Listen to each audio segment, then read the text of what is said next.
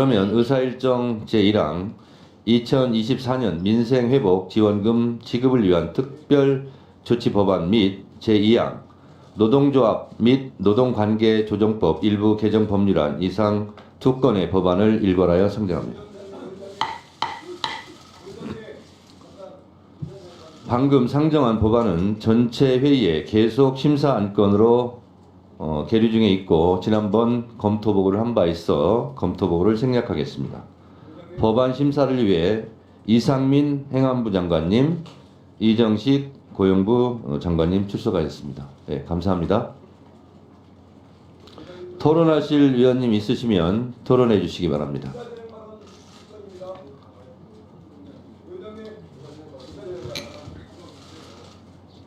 의사진행 발언은 가급적 이 안건에 관련된 겁니까? 네, 의사진행 발언하세요. 예, 우리 원구성이 어렵게 됐습니다. 원구성이 어렵게 돼서 우리 법사위가 이제 의원님도 확정이 되고, 예, 그래서 우리 동료 의원님들이 이제는 업무 보고도 받고 정상적으로 우리 법사위 소관 기관들의 업무 보고를 받고, 그리고 이제 기타 타 부처 우리 소관 상임위 법안도 다루고 이제 이렇게 하는 것이 원칙 아닙니까? 그래서 아마 아침에 어제 아마 우리 유상범 간사님께서 이 의사 일정을 보시고 우리 지금 요 뒤로 밀려 있는 법무부 고위공직자범죄수사처 군사법원 소관 업무 보고를 먼저 받고, 그다음에 이제 나머지 의사 일정을 이렇게 자연스럽게 해가자. 이거 합리적인 제안을 했는데 굉장히 그 법문에 충실하고자 노력하시고 이렇게 원칙에 따라서 하고자 하는 우리 정청래 위원장님께서 이 유상범 간사님의 합리적인 제안을 왜 안 받아들이셨는지 이해를 못하겠습니다. 그래서 지금 어차피 오늘 1번부터 7번 안건이 돼 있고 7번 안건이 오늘 아직 안 하자는 것도 아니고 하는 거지 않습니까? 그 국민들께서는 당연히 우리 법사위가 뭐 하는 데인지, 또 여기에 오늘 처음 법사위에 처음 참석하시는 우리 동료 의원님들도 계시는데 좀 아마 뭐 야당 의원님들 마찬가지 생각일 거예요. 우리가 법사위에 왔는데 당연히 업무 보고를 법무부 법사위 소관 기관에 업무 보고를 받고, 그다음에 타부처 이제 그동안 밀린 법안도 다루고 다 이거 하는 것이 이게 원칙 아닙니까?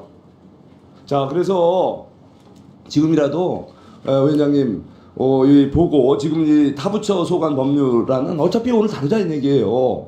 그래서 오늘 좀 순서를 바꿔서 7번 안건을 1번 안건으로 해주십사는 부탁을 드리고, 그리고 이제 오늘도 아마 이제 계속 또 지금도 이미 말씀을 하셨지만 이 법안 이미 지난번에 토론을 했으니까 이번에 이제 토론 없이 바로 의결하자 이런 말씀하시는데, 분명히 계속 108조 국회법 108조를 말씀하세요.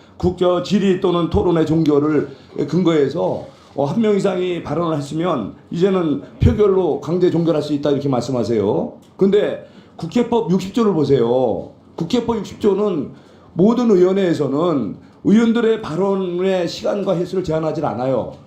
다만 이 여야 간 간사의 합의에 의해서 이런 또 발언을 또 이렇게 제한할 수가 있단 말이에요. 그리고 원칙적으로 상임위와 본회의는 다르지 않습니까? 예. 본회의제는 300명 다 발언시킬 수 없기 때문에 의원 수를 제한하지만 상임위는 원칙적으로 모든 의원의 발언을 제한해서는 안 되는 겁니다. 그래서 오늘 이 표결을 해서 종결하면 안 되고요. 의원들의 모든 발언을 보장해 주십시오. 의사진행 발언에 대해서 제가 답변 드리고 또 의사진행 발언 하시기 바랍니다. 송석준 의원님의 의사진행 발언 잘 들었습니다. 제가 우선 검토보고를 생략한다고 그랬지 토론을 생략한다고 하지 않았습니다. 지금 토론하자고 했더니 의사진행 발언을 한 거예요. 사실과 다른 의사진행 발언 내용이었다라는 것을 지적하고요. 또 하나는 합리적인 제안이라고 국민의힘 측에서는 말씀하실 수 있습니다만 지금까지 법사위에서는 법안 의결부터 먼저 해왔습니다. 그 이유는 타상위 법안을 할 경우 저렇게 행안부 장관, 고용노동부 장관이 출석합니다.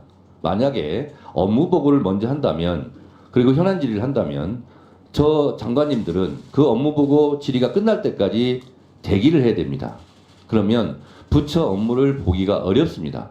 그래서 특히 사상위 법안 같은 경우는 이렇게 출석하시기 때문에 저분들을 빨리 일터로 보내드려야 되기 때문에 타상위 법안을 먼저 처리하는 것이 지금까지 법사위에서 있었던 일입니다. 그래서 타상위 법안 2개를 먼저 진행하고자 한다는 점을 양지해 주시기 바랍니다. 그리고 국회법 말씀하셨는데 국회법은 자기에게 유리한 조항을 적용시켜서 관철하고 싶은 욕망은 다 있습니다. 그럼에도 불구하고 위원회 의결로서는 어떤 것도 할 수 있다라는 말씀을 드리고 무제한 토론 필리버스터 같은 경우도 의결로서 끊습니다. 지금 주장하신 대로 한다면 이 법사위에서 벌어지고 있는 모든 토론을 중지시킬 수 없다면 법사위는 항상 자정쯤에 끝날 겁니다. 그래서 국회법은 그렇게 허술하지 않다는 말씀을 드리고 그리고 국회법 49조 1항이나 52조 2항에 따라서 위원장의 재량으로 항상 위원회 의결로 토론을 종결시킬 수도 있다는 말씀을 드립니다. 김성원 간사님 의사진행반하세요. 네, 짧게 하겠습니다. 송석준 위원님의 그 지금 발언의 취지는 간사 간 협의권을 무시하는 발언이신 것 같습니다. 지금 유상범 간사님과 의안 상정에 대해서 협의를 했고요. 협의가 되지 않는 경우에는 위원장님께서 결정하시도록 국회법에 되어 있기 때문에 그런 의사진행 발언은 유용하지 않다, 무익하다라고 말씀을 드리고요. 또 국회법에 보면 의사진행에 관한 발언을 하려면 발언의 요지를 그 위원장님께 미리 좀 통지를 해서 어떤 내용의 의사진행입니다라고 미리 알려드리고 위원장님께서는 의제와 직접 관계가 있거나 긴급히 처리할 필요가 있다고 인정되는 경우에 한해서만 허가하고 그 의외의 것은 위원장님께서 직권으로 다 하실 수 있거든요. 그래서 의사진행 발언보다는 법안 내용에 충실하게 토론을 할 수 있도록 그렇게 위원회를 운영해 주실 것을 요청드립니다. 김승원 간사님 의사진행 발언에 대해서 또 답변 드리도록 하겠습니다. 그래서 그 조항 때문에 제가 송석준 의원님한테 의사진행 발언 어떤 내용을 하실 거냐 사전에 물어봤고 그래서 제가 허락을 한 거다라는 말씀을 드리고요. 국회법에 보면 간사 간 협의를 해서 회의 날짜를 정한다, 안건을 상정한다 이렇게 돼 있습니다. 그래서 간사 간 협의를 하는 것은 국회법에 명시되어 있는데 합의가 아닙니다. 간사 간 협의를 해서 잘 되지 않으면 그러면 의사진행을 할 수 없게 됩니다. 그래서 국회법은 위원장이 필요하다고 인정할 때 개회할 수 있고요. 안건을 상정할 수도 있고 안건 상정을 안 할 수도 있다라는 국회법 조항을 제가 해설을 드립니다. 전현희 의원님 의사진행만 하세요.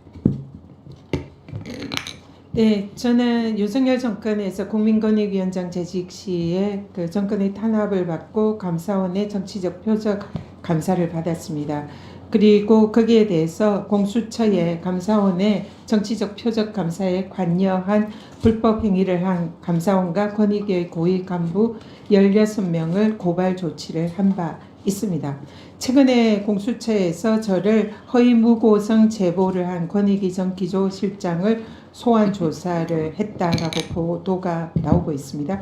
그리고 유병호 전 감사원 사무총장과 현재 감사원 고위 간부들이 순차적으로 공수처에 소환돼서 지금 조사를 받고 있습니다. 윤석열 정권에서 자행된 전현희 권익위원장에 대한 감사원 그리고 현직 고위 공무원 등이 동원된 정치적 탄압의 실체가 서서히 드러나고 있습니다. 정치적 중립성을 훼손하고 독립성을 망각한 감사원이 정권의 입맛에 맞는 돌격대로 전락한 그런 참담한 현실을 목격하고 있습니다. 제가 법사위에 와서 이번에 감사원이 이런 정치적 중립성을 훼손하고 그리고 자신들의 이 비위에 대해서는 사실상 눈 감는 이런 문제를 지적을 하고 감사원의 소위 감사원의 비위로 일컬어지는 그리고 사무총장도 인정을 한 안전뱅이 감사, 현지 실지 감사에 있어서 그 밀행성이 요구되는 그 감사 비용을 사실상 횡령한다는 이런 제보를 받은 바 있습니다. 그래서 여기에 대해서 감사원의 그 현지 실질감사 예비 집행 내역에 대해서 자료 요구를 했었고, 그리고 대통령실 전현 의원님 관저 잠깐만요. 이 부분은 유상범 간사님의 어필이 정당해 보입니다. 그러니까 의사 진행 발언은 의사 진행에 관한 발언만 하는 겁니다. 그러니까 질의 내용에 포함시켜서 할 내용을 의사 진행 발언하는 것은 적절해 보이지는 않습니다. 자료 요구를 하고 있습니다. 따라서 네. 이러 하니까 자료 제출 요구를 합니다라는 것을 다 빌려서 이렇게 하시긴 하는데, 가급적이면 자료 제출을 요구를 하려면 거기에 관한 것을 분량이나 내용이나 좀 중점적으로 해주시길 바라고, 유상범 간사님의 이 항의는 저는 나름대로 정당하다 이렇게 말씀드리기 때문에 자료 제출 요구 중심으로 말씀해 주시기 바랍니다. 네. 국민의힘도 앞으로 이렇게 해주시기 바랍니다. 그래서 실질감사 예비 집행 내역에 관한 자료 요구, 그리고 감사원의 업무 추진비 세부 집행 내역, 그리고 대통령실 관저 이전 비용에 관한 자료 요구를 저희 위원회의 의결로 제출 요구를 했는데, 여기에 모두 자료를 내지 못하겠다라는 그런 내용이 감사원의 회신이 왔습니다. 그래서 존경하는 우리 위원장님께서 감사원의 법사위의 의결을 무시한 이런 자료 요구 거부에 대해서 좀 따끔한 경고를 해주시고, 이 법사위에서 다시 한번 자료 요구를 좀 해주시기를 부탁드립니다. 자, 그리고 또 하나, 예, 공수 지금 어제 명품백 수수와 관련해서 대통령이 김건희 여사의 명품백 수수 사실을 관계기관에 신고하지 않았다라는 것을 회신을 했다고 합니다. 이 내용은 대통령의 청탁금지법 위반 사건이고, 그리고 지난번에 우리가 청문회에서 대통령실 증인을 불러서 이 부분을 확인을 하려고 했는데 이 소환에 응하지 않았습니다. 그래서 위원장님께서 대통령실 증인들 자, 의사진행 발언에 대해서 말씀드리겠습니다. 전현희 의원님 마이크 잠깐 켜주세요. 제가 아까 못 들었는데 감사원에 어떤 자료를 요구하시는지 다시 한번 말씀해 주세요. 감사원의 현지 실질감사 집행 내역, 비용 집행 내역입니다. 여기에 업무상 횡령의 그런 소지가 있고 제보가 있다라는 말씀드리고요. 두 번째, 업무 추진비 세부 집행 내역입니다. 감사 관련 회의나 이 기타 사용한 내역에 관해서 제출을 요구를 하고요. 마지막으로는 대통령실 관저 이송 비용에 관련해서 여기에 관련 일체의 자료를 요구를 했는데 마찬가지로 제출을 하지 않았습니다. 그건 대통령실 거죠? 네, 다 네, 알겠습니다. 대통령실입니다. 자, 국회 우리 법사위 직원들은 다 들으셨으니까요. 이것을 다시 한번 관계기관에 요청해 주시기 바랍니다. 네, 유상범 간사님. 그 상임위에서 대체 토론, 의제와 관련 토론에 제한 없이 할 수 있다는 그 법적 근거를 가지고 우리 송석준 의원께서 주장을 하셨습니다.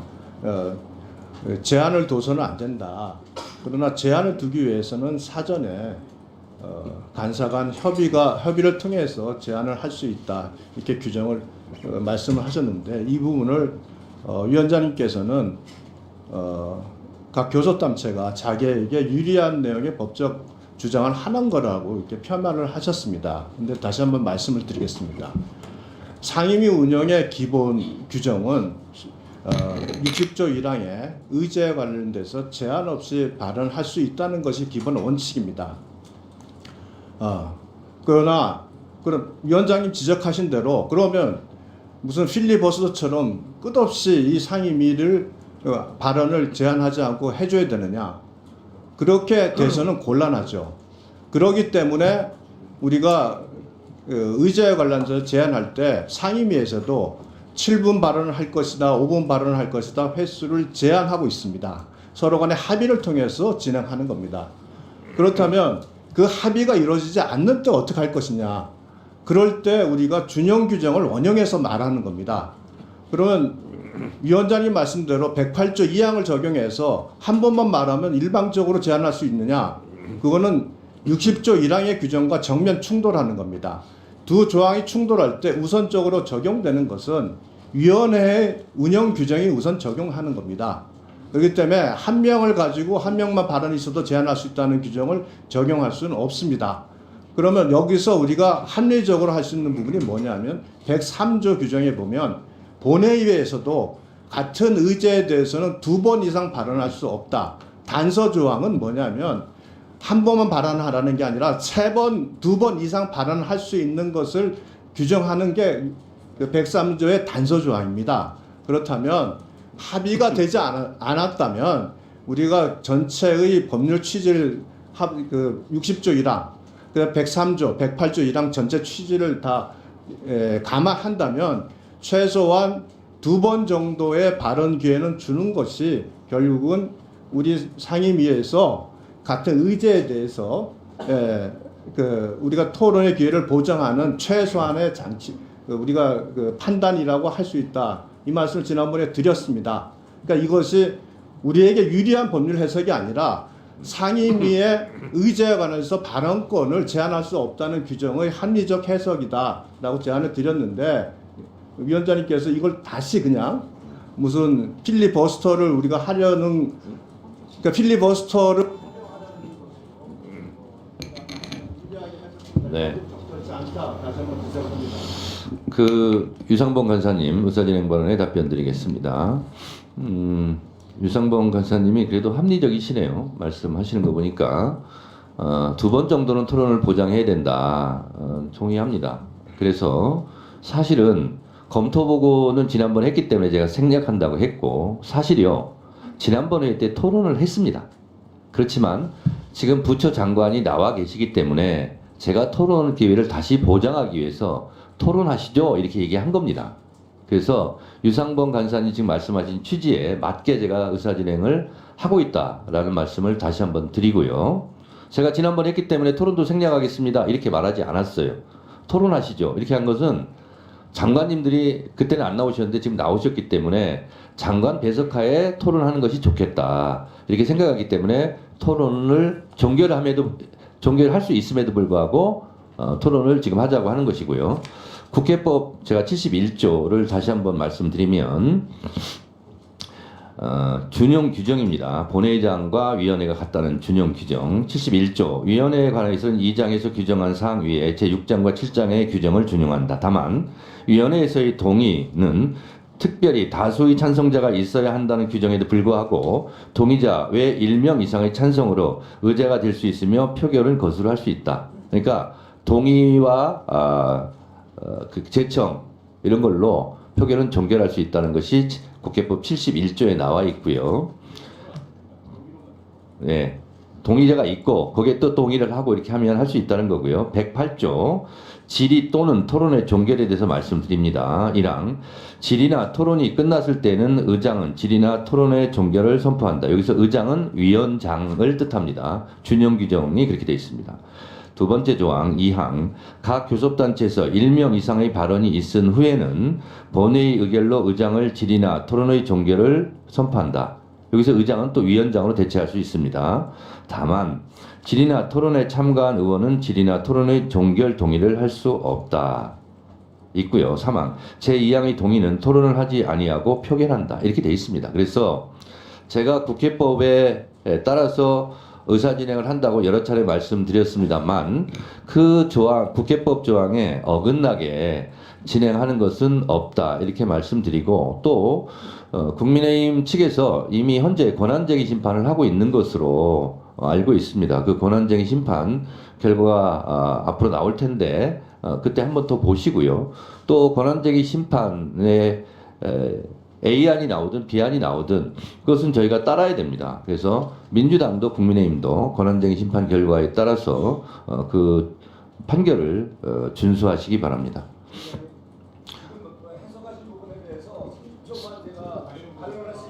자, 장경태 의원님 자료 요구하세요.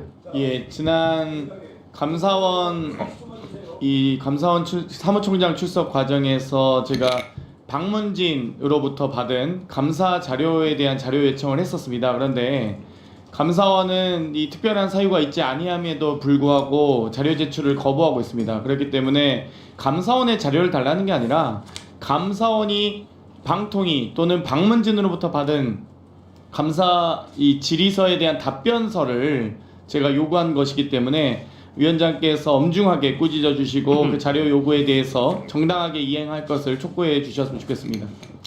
엄중하게 꾸짖어 달라니까 엄중하게 꾸짖습니다. 예, 그렇게 자료를 제출하지 않거나 또 꼼수로 제출하거나 그런 일은 없기를 바라고요. 지금 장경태 의원이 요구한 자료는 빠른 시일 안에 제출해 주시기 바랍니다. 자, 이상으로 의사진행은 마치고요. 토론에 들어가도록 하겠습니다. 자, 토론해 주시기 바랍니다. 토론 없습니까? 토론 없습니까? 있는 것은 이 장에 따르고 곽규택 의원님 토론해 주세요. 이용하는 거예요. 곽규택 의원님 자, 토론해 주세요. 71조 준용 규정을 다시 한번 이거 해석을 하셔야 됩니다. 이 장에 있는 규정에 따라야 자, 토론해 주세요. 토론 없습니까? 해석해갖고 어떻게 표결해도 되겠습니까? 예? 곽규택 의원님 토론해 주세요. 이거 71조 조항 임의로 해석하면 안 돼요. 예? 앞으로 우리가 계속 파행경위가 해가지는 거 아닙니까? 의원들의 발언권을 제대로 무시하고. 아니 이거 읽어보세요. 이거 71조 준용이라는 것은 이 장에 규정이 없을 때 다른 데를 이용하는 거. 이 장에 규정이. 자, 국민의힘에서 토론을 하지 않으시려면 민주당 측 해주세요. 여기다 뭐 빨리 해주세요. 토론해 주세요. 앞으로 회의 이런 식으로 하면 안 돼요. 나는 법률 전문가 아니지만 이거 예. 문제가 심각한 거예요. 토론하겠습니다. 지금 저희 당 송석준 의원님께서 간단한 의사진행 발언 하시겠다 했는데 뭐 그마저도 지금 무시가 되고 있는 상황이어서 제가 그 취지를 대신 조금 말씀드리고 제 토론을 시작하도록 하겠습니다. 지금 저희가 법사위를 진행하면서 위원들이 이야기를 하고 토론을 할 때마다 위원장님께서 항상 그에 대한 무슨 논평 같은 걸 하고 계세요. 그런데 그에 대해서도 그거는 위원장님의 의견에 불과한 거고 그에 대해서 다른 의원이 충분히 이야기할 수 있는 거 아니겠습니까? 예, 그런데 그런 뭐 토론마저도 제안을 하고 계시니까 향후에는 뭐 이 법사위가 위원장님의 독단적인 그런 해석 무대가 아닙니다. 그거를 유념하시고 위원들의 발언에 대해서 평가하거나 또는 그에 대해서 반론을 하신다면 그에 대한 재반론 기회도 당연히 주시는 게 맞다고 생각을 합니다. 잠깐만요. 그리고 지금 잠깐만요. 의사 진행 발언은 위원장한테 하는 거기 때문에 위원장에게 요구하는 거 아닙니까? 그럼 위원장이 거기에 대해서 그 요구에 대해서 답변하는 겁니다. 의사 진행 발언은. 그러니까 의사 진행 발언은 위원장한테 하십시오. 그리고 위원장의 입장을 듣기를 원하는 거니까 제가 말씀드리는 거고 지금 말씀하신 부분은 토론에 대해서는 가급적 자제해달라. 의원들의 발언에 대해서 논평하지 말라. 그 부분은 제가 자제를 하고 있습니다. 토론 계속하시죠. 왜냐하면 저걸 하고 나면 지나가고 잊혀지기 때문에 좀 말씀드리는 거예요. 자, 토론하세요. 예, 토론하도록 하겠습니다. 그 지금 이 13조 현금 살포법이 올라와 있는데 이 사안은 당연히 우리 이소위에서 법사위 이소위에서 논의를 해야 될 사안으로 보여집니다. 지금 체계 작구 심사를 우리가 당연히 할 수 있는 거고 이 법에 대해서는 당연히 지금 헌법 체계하고도 맞지가 않고 우리 예산의 편성과 심의라고 하는 큰 틀과도 맞지 않는 내용을 담고 있는 법이 분명합니다. 이럴 경우에 우리가 법사위에서 1소위, 2소위를 구성하고 있는 이유가 뭡니까? 이런 경우에 심도 있는 검토를 하고 또 그 자리에 관계기관의 장차관 오셔가지고 의견도 듣고 그런 내용을 거쳐가지고 논의가 돼야 되는 게 마땅한 거 아니겠습니까? 그런데도 불구하고 아마 오늘 또 토론을 하면 뭐 소위원회 검토 절차 없이 바로 또 표결하자고 하실 게 분명해 보입니다. 이런 경우에 법사위에서 과연 법사위의 존재 이유가 무엇인지 또 1소위와 2소위를 굳이 구분해가지고 두고 있는 이유가 무엇인지 정말 묻지 않을 수가 없습니다. 그리고 우리 법사위가 지금 운영되고 있는 이후에 과연 소위원회라는 것이 지금 전혀 열리고 있지 않은데 소위원회라고 하는 것도 법상으로 일정 횟수를 열도록 되어 있습니다. 그런데 이 우리 법사위 전체 회의에서 그 전체 회의 상으로는 도저히 심도 있는 심의나 토론이 안 되기 때문에 소위원회로 보내야 마땅한 것도 뭐 전체 회의에서만 그냥 표결로 통과시키겠다 하는 것은 우리 법사위와 소위원회의 존재 이유와 전혀 맞지 않다 이렇게 말씀을 드리고요. 이 13조 원 현금 살포법 이것은 명백하게 헌법 체제에 반합니다. 재정 권한은 헌법상으로 정부하고 국회에 나눠져 있죠. 국회에서 예산 편성을 하게 돼 있고, 정부에서 예산 편성을 하게 돼 있고, 국회는 그 정부가 편성한 예산안을 심의 확정하는 기능을 갖고 있습니다. 그런데 이 13조 원 현금 살포법 자체에서는 벌써 구체적인 지급 대상 또 금액 이런 것을 다 명시를 하고 있고, 따라서 국가 예산 편성이 이 법 자체로 그냥 확정돼 버리는 그런 효과를 가지고 있습니다. 이런 걸 가리켜서 뭐 처분적 법률이라고 하죠. 그 체제는 전혀 우리나라 헌법과 맞지 않다 이런 말씀을 드립니다. 과거에 우리가 코로나 시절에 추경을 통해서 지원금을 전 국민에게 전 가구를 기준으로 해서 지급한 적이 있습니다. 이것은 정부의 결정에 따라서 추경을 통해서 예산 편성을 정부가 한 것에 불과한 것이지 이렇게 법을 따로 만들어서 처분적 법률을 만들어서 한 것은 아닙니다. 그와 분명히 차이가 있는 것이고 이것은 분명히 우리 헌법 체계하고 맞지 않다. 이럴 때는 우리 제2소위에서 심도 있는 논의를 거친 다음에 다시 전체 회의에서 검토하는 것이 맞다. 이런 의견을 드립니다. 이상입니다. 잠깐만요. 의사진행 발언도 포함되어 있기 때문에 거기에 때한 답변을 드리겠습니다. 국회법 92조 1사 부재의 원칙, 부결된 안건은 같은 회기 중에 다시 발의하거나 제출할 수 없다라는 조항이 있습니다. 소위로 보내지 않는다라는 것을 지난번 회의 때 의결했습니다. 지금 다시 소위로 보내자는 의견은 국회법 92조 1사 부재의 원칙에 어긋납니다. 우리가 소급 적용도 될 수 없듯이 일사부재의 원칙도 국회법에서 제한하는 것이고요. 그리고 또 국회법에는 한번 의결된 선포된 안건에 대해서는 의원은 발언하지 않는다라고 또 국회법은 규정하고 있습니다. 따라서 여러분들께서 이 점을 양지해 주시기 바랍니다. 박지원 의원님 자료 제출 요구해 주세요.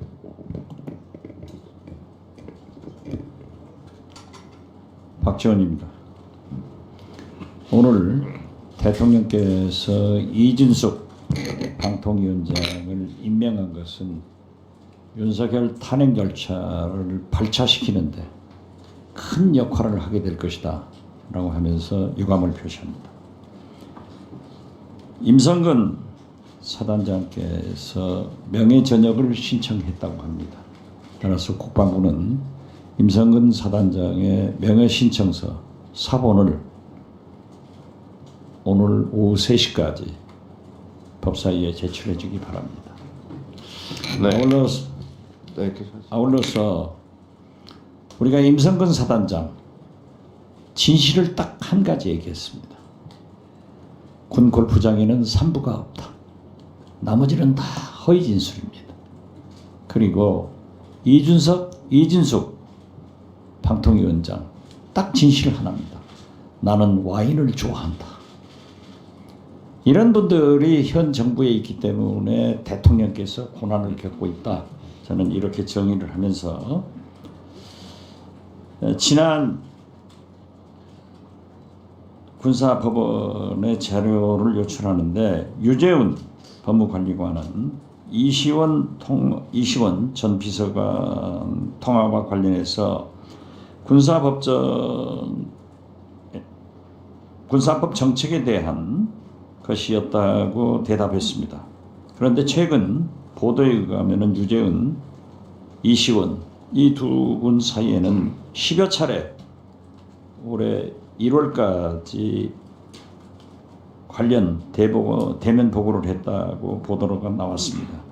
따라서 이러한 대면 보고를 무엇을 했는지 자료 제출을 요구합니다. 그리고 국방부 법무조직 제도 개선 방안 보고도 지금 현재 보면은 2개월간 법무관리관실 파견 인원이 5명이 있는데 생산 문건이 2건에 불과합니다. 유재은 법무관리관이 이시원 비서관에게 보고한 것도 마침 군사법 정책 개정 군사법원에 대한 것이었다고 합니다. 그렇기 때문에 해당 문건들에 대해 자료 요구를 했으나 지금까지 답변이 없습니다. 그래서 이러한 문건도 2건을 제출해 주기 바랍니다. 이상입니다. 네, 잘 들었고요. 법사위 우리 직원들은 박지원 의원님이 말씀하신 저 부분도 관계부처에 전해서 빨리 자료 제출하라고 하시고요. 지금 이상민 행안부 장관과 이정식 고용노동부 장관이 이 토론 때문에 나와 계십니다. 그래서 자료 제출 요구는 이 토론이 끝나고 절차를 마치고 그때 해도 되지 않을까라는 생각이 듭니다. 그래서 지난번에 토론을 했지만 장관이 나와 계시기 때문에 지금은 토론 발언 신청만 받도록 하겠습니다. 예, 토론해 주시기 바랍니다. 이건태 의원님 토론해 주세요. 예, 부천시 병 출신 이건태 의원입니다. 이 민생회복 지원금 이 법안은 지난번에도 제가 말씀드렸다시피 소상공인들이 너무 힘들고 바닥 경기를 빨리 살려야 되기 때문에 이나마도 이 법을 빨리 통과시키는 것이 우리 법사위원회의 의무다 이런 말씀을 드리고요. 그리고 노동조합 및 노동관계조정법 이른바 노란봉투법 노동자들의 정당한 단체 행동권을 위축되지 않도록 보호해야 되기 때문에 이 법 또한 빨리 통과시켜줘야 됩니다. 행안위하고 환노위에서 충분히 검토를 해서 저희 법사위에 보냈기 때문에 신속히 보내는 게 맞고요. 처분적 법률이라고 주장을 하셨는데 처분적 법률은 기본적으로 그 법률 자체로서 법률만으로 개별 의원이 오지 마시고 행정부와 법원의 개입 없이 개별 의원이 다 오면 안 됩니다. 구체적 사건이나 특정인에 대해서 곧바로 권리와 의무를 발생시키는 법을 처분적 법률이라고 합니다. 그렇기 때문에 이 법은 정부의 예산 편성이 필요하고 정부의 대통령에 의해서 금액을 확정할 단계가 필요하기 때문에 처분적 법률에 해당이 안 됩니다. 더욱이 가사 처분적 법률에 해당이 된다 하더라도 우리 헌법재판소는 그 자체만으로 이혼이라고 보고 있지 않습니다. 그래서 개개 법률이 이혼인지는 공익성 여부를 따져서 공익에 필요하다면 이혼으로 안 보고 있는 게 헌법재판소의 태도입니다. 뿐만 아니라 우리 국가재정법에 바로 이 민생회복 지원금 지급 법률과 비슷한 법률을 예정하고 있는 조항이 있습니다.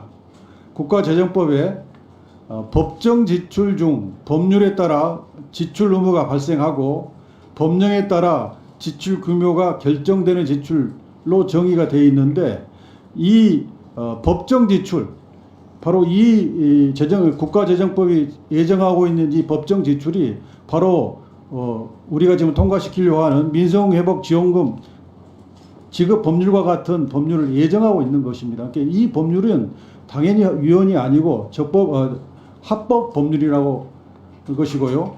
또 우리 이 법률과 같은 비슷한 선례도 있습니다.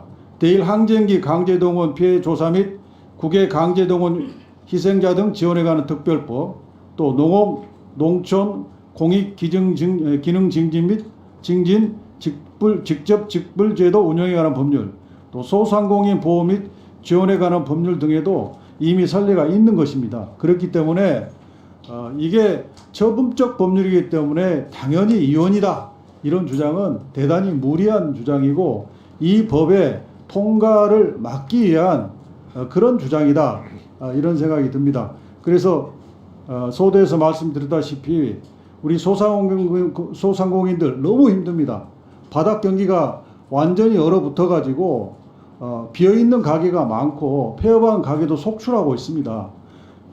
25만 원에서 35만 원 정부에서 어느 금액을 지급할지 모르겠습니다만은 빨리 이 법이라도 통과돼야 그나마 소상공인들한테 희망을 주고 또 바닥 경기를 어느 정도 살릴 수 있는 재정의 역할을 최소한 하는 법이라고 생각합니다. 노란봉투법도 이 법의 취지에 맞는 대법원 판결이 이미 선고가 됐습니다. 그러면 대법원 판결에 의해서도 이 법의 정당성이 인정이 됐기 때문에 이 법의 정당성을 공격하는 것은 전혀 타당하지 않다.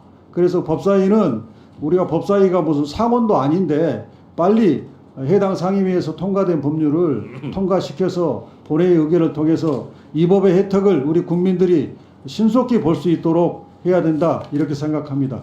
이상입니다. 네, 수고하셨습니다. 다음은 아까 손 드신 분. 네, 주진우 의원님. 네.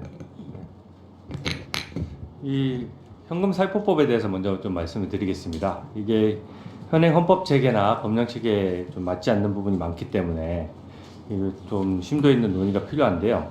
먼저 이게 전 국민을 상대로, 그러니까 뭐 모든 국민을 상대로 좀 재산이 많은 분도 포함해서 25만 원을 지급하게 되면 상식적으로 돈이 많이 풀리게 되면서 물가가 교란되는 측면이 있습니다. 또 이게 지금 재원 자체가 다 국채 발행을 하거나 재원에 부담이 되기 때문에 실질적으로 금리도 올라갈 위험성이 있거든요. 그래서 그런 점이 오히려 서민이나 민생을 더 힘들게 할 수 있다. 이런 것이 지금 현재 정부 부처 공무원들의 공통된 우려입니다. 그리고 재원이 한정돼 있는데 정말 힘든 자영업자나 서민들에게 이 재원이 집중돼야 하는 것이지 전 국민 상대로 25만 원 한다는 것은 좀 무리한 방안이고요. 일단 13조 원의 소요가 예상되는데 이게 전부 다 뭐 국채 발행하게 되면 아시다시피 청년들과 미래 세대의 빚이고 또 국가 채무가 늘어나면 그에 대한 뭐 이자가 계속 지급을 해야 되지 않습니까? 그래서 빚이 눈덩이처럼 불어날 수 있기 때문에 대한민국 미래에도 상당한 부담이 될 것입니다.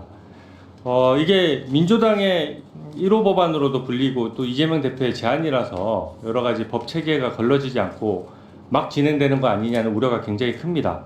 이 법 자체만으로 예산 편성 집행이 강제되고요. 정부의 예산 편성 권한을 배제하고 있습니다. 우리가 예산을 심의할 때 정부가 예산을 편성하고 국회가 심의하도록 한 게 다 그 헌법 체계상 어느 나라나 어느 국가나 이런 식으로 하고 있는데요. 만약에 국회가 직접 예산을 편성할 수 있게 한다 그러면 선심성 예산이라든지 여러 것들이 늘어나면서 국가 재정이 엉망으로 될 수 있기 때문에 이런 부분을 우려해서 지금 예산 편성권은 정부에 있는 거고 대신에 심의나 결산은 국회의 통제를 받도록 한 것입니다.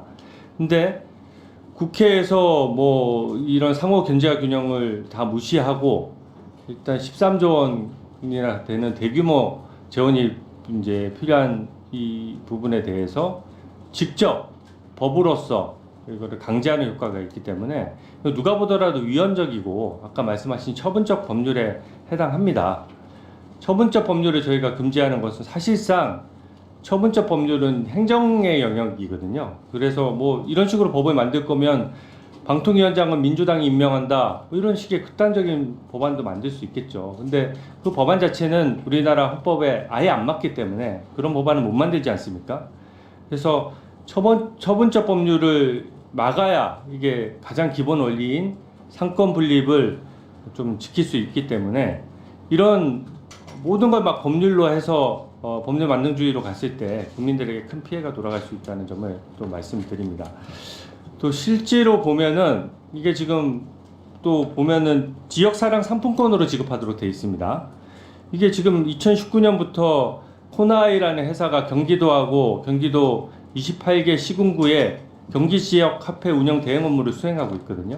근데 올해 초에 공개된 감사원 감사 결과에 따르면은 이 화폐 운영 대행 업무를 맡고 있는 코나이가 100억 원 이상의 지역 화폐 선수금을 채권에 투자하거나 주식을 취득하는 등 임의로 운영한 사실이 드러났습니다. 이게 바로 현금으로 지급하는 것도 아니고 지역 상품권 같은 걸로 지급하게 되면 상품권 지급 후 사용할 때까지 시간적 간극이 생기고 또 실제 사용되지 않는 화폐들도 생기면서 거기에 따른 부수익이 누구한테 기속되느냐 하는 문제가 있습니다. 그래서 호나에 대해서도 지난부터 계속 특혜 의혹이 있어 왔고요. 그 연장선상에서 이 지역 화폐로 지급하는 부분도 상당한 문제가 있습니다. 그래서 이 부분에 대해서는 당연히 재고가 필요하고요. 지금 민주당이 얘기하신 노란봉투법도 저희는 불법 파업을 조장한다고 보고 있는데 기본적으로 저번에 제2요구까지 됐던 것도 그대로 올라왔습니다. 이게 국회 수기 절차나 걸러지는 절차가 전혀 지금 작동하지 않고 있고요. 이 부분은 대규모, 그러니까 합법적인 파업은 당연히 보장해야죠. 근데 불법적인 파업에 대해서는 실질적으로 손해배상 자체를 막는 거기 때문에 지금 가뜩이나 불법 파업에 대해서는 우리 국민들과 시민들께서 불편해하시지 않습니까? 그런 부분들이 현재 노사 균형을 넘어서서 과도하게 될 우려가 있기 때문에 그 부분도 상당히 문제가 있다는 점을 말씀드립니다. 네. 토론은 저렇게 좀 해주셨으면 좋겠어요. 각자 생각과 주장이 같을 수가 있겠습니까? 그래서 이런 토론은 자주 하는 게 좋겠다는 생각이 들고요. 다음은 김영민 의원님 토론해 주세요. 네, 우리 헌법 119조 2항에는 국가는 균형 있는 국민 경제의 성장 및 안정과 적정한 소득의 분배를 유지하여야 한다라는 의무를 두고 있습니다. 자, 지금 국민 경제가 매우 어려워요. 소상공인도 굉장히 어렵고 국민의 소득, 실질 소득은 굉장히 많이 감소한 상태입니다. 우리 행안부 장관 나와 계시잖아요. 지금 이 어려운 경제 현실을 타개할 정부의 주요 정책이 있어요, 없어요? 하나만 말씀해 보십시오.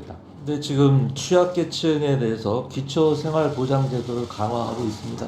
소상공인들이 지금 죽어나고 있고 코로나 때보다 더 힘들다라고 하는데 취약계층 말고 이 네, 어려운 소상공인들의 위기를 타개할 방법이 뭐가 있습니까? 소상공인에 대한 그 정책 중에 하나로서만 말씀드리면 채무 조정과 네. 재기 지원을 위해서 맞춤형 자, 소상공인들은 채무 조정 문제보다 당장 매출이 올라가면 다 해결된다라고 생각을 하는 분들이 훨씬 많더라고요. 현장에는 이 매출을 올릴 수 있는 정책 혹시 만들어 놓은 게 있어요? 네, 저희 뭐 주무 업무는 아닙니다만 관련 부처에서 7월 3일에 네. 그 대책을 종합 대책을 발표했고요. 네. 뭐 중소기업 벤처부라든지 기획재정부에서 여러 가지 오늘 토론하러 나오셨으니까 추진하고 대표적인 있습니다. 대책 하나 정도는 말씀해 주셔야죠. 방금 제가 말씀드렸지 않습니까? 소상공인 자영업자 종합 대책을 네. 지난 7월 3일에 그 종합 대책 중에 매출을 올릴 수 있을 만한 대책 대표적인 거 하나만 말씀해 달라고요. 그 제가 그 주무부처가 아니기 때문에 오늘 제가 토론하러 말씀드리기- 나오셨잖아요. 이 법에 대해서 소상공인들의 위기를 타개할 수 있는 굉장히 중요한 법인데 정부의 주요 대책을 지금 그 모르고 계시네요. 토론하러 주무부처에서 말씀을 나오셨는데도. 드리는 게 정확할 것 같고요. 네, 이 정도로 답변을 듣도록 하고요. 네, 이게 지금 이 정부의 현실입니다. 대책이 없거나 대책이 있어도 알지를 못해요. 지금 25만 원 지원, 25만 원 혹은 35만 원까지 지원하는 이 법에 대해서 뭐 현금 살포라고 여당은 얘기하지만 정작 중요한 건 이 민생의 어려움을 정부가 손 놓고 있다는 거예요. 여기에 대한 대책이 없어요. 대책이 없으니까 하다 안 되니까 그러면 국회가 먼저 나서겠다라고 해서 이 법이 시작된 것입니다. 그리고 예산 편성권 강제하고 있다라고 계속 말씀하시는데 그렇지 않습니다. 지금 윤석열 대통령 지금 15번째 거부권 행사했잖아요. 이 법에 대해서도 결국에 예산 편성할 때 이 법의 취지에 동의하고 공감하면 정부가 동의권, 공포권이 있고요. 도저히 동의 못하겠다라는 거부권이 있습니다. 다시 말해서 이 법에 따른 예산 편성권은 전적으로 정부에게 있습니다. 국회에게 있지 않아요. 그렇기 때문에 예산 편성권을 침해했다라는 주장은 잘못된 것이다 라고 생각합니다. 지금 말씀드린 것처럼 소상공인 정말 어렵고 국민들도 굉장히 힘든 그 경제 여건 속에서 살아가고 있습니다. 이럴 때에는 정부가 나서서 재정을 투입해야 해요. 그런데 지금 재정을 투입할 돈이 없다. 오히려 이 지원금 지급하면 부채가 늘어난다 이런 주장하시는데요. 부자 감세 때문에 지금 정부의 재정 시장이 오히려 건전성이 약화되고 있는 것 아니냐라는 지적은 끊임없이 나오고 있습니다. 이미 올해도 지금 세수 부족이 예상되고 있어요. 작년보다 더 늘어날 것이다. 60조 이상이 될 것이다. 이런 우울한 전망들이 나오고 있습니다. 도대체 왜 이 정부는 부자 감세하고 정말 서민들이 이렇게 간절하게 기다리고 있는 이 법에 대해서 외면하고 심지어 이 법을 토론하러 나온 장관조차도 제대로 된 정책을 얘기를 못하고 있습니다. 그리고 이게 뭐 물가 상승, 금리 상승 등등을 우려하시지만 이게 4개월짜리 그 소멸성 지역 화폐입니다. 실제로 지난번 코로나 시절에도 우리 그 이런 지원금을 전국민 재난지원금을 통해서 경제 효과가 입증이 됐습니다. 한편 최근에 싱가포르에서도 전국민 재난지원금 이런 지원금을 경제효 지원금을 통해서 그 효과가 상당히 입증됐다라는 분석들이 있습니다. 그래서 이 부분에 대해서도 여당이 지금 대안 없이 그냥 마냥 비판만 하고 있다 이렇게 생각이 듭니다. 한편 지금 방금 말씀드린 이런 내용들은 사실 체계작구 심사와는 관련이 없어요.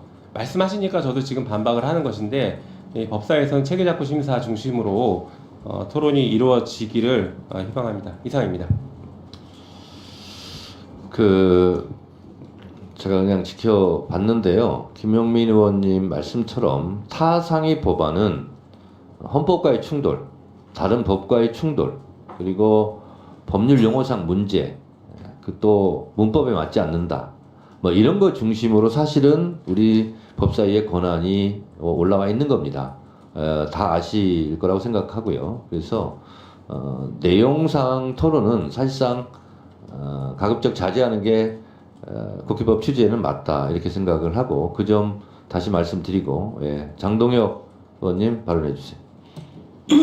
체계작구에 대해서 말씀드리겠습니다. 저는 이 법률은 기본적으로 헌법 체계에 맞지 않는다고 생각합니다. 법이 가지고 있는 기본적인 속성은 일반 추상성입니다. 어떤 사건이 발생하면 거기에 대해서 일반적으로 그리고 추상적으로 적용될 수 있어야 되는데 이 법은 기본적으로 단 한 번에 한해서 적용되는 법입니다. 그리고 정부의 정책 선택권을 지극히 제한했습니다. 지역사랑 상품권으로만 지급해야 하고 어느 시점에 그것도 25만원, 35만원 범위 내에서만 지급하도록 되어 있습니다. 근데 정책이 어떤 효과를 발휘하려면 가장 중요한 것은 시적절성이라고 생각합니다. 이 법은 공포 후에 3개월이 경과한 날부터 시행하는데 이 지원금은 공포한 날 지급하도록 되어 있습니다. 결국은 이 법이 통과되고 나면 3개월 동안 준비해서 바로 3개월이 되는 날 지역사랑 상품권으로 지원금을 지급하라는 것입니다. 그런데 이 법이 논의되고 본회의까지 통과하는데 얼마의 시간이 걸릴지 저희는 알 수 없습니다. 만약 거부권이 행사되고 다시 온다고 하면 또 얼마의 시간이 걸릴지 전혀 알 수 없습니다. 그러면 지금 논의하는 지금의 경제 상황과 고물가 고금리를 해결하기 위해서 이것을 법을 시행한다고 하는데 지금의 상황과 이것이 얼마나 걸릴지 모르는데 그때의 경제 상황이 전혀 같다고 예상하기도 어렵습니다. 오히려 그때는 이런 것들을 이런 정책을 하는 것이 경제에 어떤 부담과 역효과를 가져올지에 대해서 우리는 전혀 알지 못하고 무조건 이 법이 통과된 날로부터 3개월 후에 지역사랑 상품권으로만 25만원에서 35만원 범위 내 대통령이 정하는 금액을 지급하라는 것입니다. 이것은 행정부가 가지고 있는 정책의 선택권, 집행기관이 그렇게 하도록 하는 것은 입법에는 많은 시간이 걸리고 정책이 그 순간순간 그때에 맞는 정책을 할 수 없고 입법에는 시차가 발생하기 때문에 많은 것들을 그렇게 법으로 정해놓고 나머지는 대통령령이나 다른 시행령을 통해서 행정부에게 정책의 선택권을 주고 그때그때 맞게 신속하게 집행하도록 해놓은 것일 것입니다. 근데 지금 이것은 단 한 번 집행되는 것이고 그 정책의 수단 선택권도 매우 지극히 제한되어 있고 그리고 이 법이 통과되고 나면 이것을 시행할 때는 그때 경제 상황을 전혀 예측할 수도 없고 어떤 효과가 발생할지도 전혀 알 수 없는 일을 국회가 하라고 하는 것입니다. 국가재정법에 물론 법정되어 있는 지출은 당연히 지출을 될 수 있다고 규정되어 있습니다만은 그렇기 때문에 법으로 모든 지출을 어떤 것이든 다 정해서 법을 통과시킬 수 있다는 말은 아닐 것입니다. 제대로 된 법이 통과돼서 그 법 안에 국가가 어떤 법정 지출을 의무가 생기면 당연히 국가재정법에서는 그 법에 따라서 국가가 지출하라고 예정되어 있는 것이죠. 국가재정법에서 법정되어 있는 지출은 당연히 지출할 수 있기 때문에 아무리 문제가 있는 법이라도 모든 법은 다 통과돼도 된다라고 하는 것은 저는 앞뒤가 바뀐 것이라고 생각합니다. 그것은 전말이 전도된 거기 때문에 본말이 전도된 거기 때문에 저는 그것은 받아들이기 어렵다고 생각이 되고요. 그래서 저는 이 25만 원 지원하는 이 법안에 대해서는 위헌적인 요소가 너무 크다. 그리고 행정부와 입법부의 권한을 나누는 그 기본 취지에도 전혀 맞지 않는 법안이라고 말씀드립니다. 그리고 노란봉투법에 대해서 자꾸 대법원 판례가 있기 때문에 당연히 이 법이 통과돼야 된다고 하는데요. 대법원 판례에 관련된 내용 말고도 지금 많은 내용이 들어가 있습니다. 그리고 손해배상 책임에 관해서 개별 책임의 원칙을 규정하고 있는 법률 조항은 제가 지난번에도 말씀드렸다시피 이번에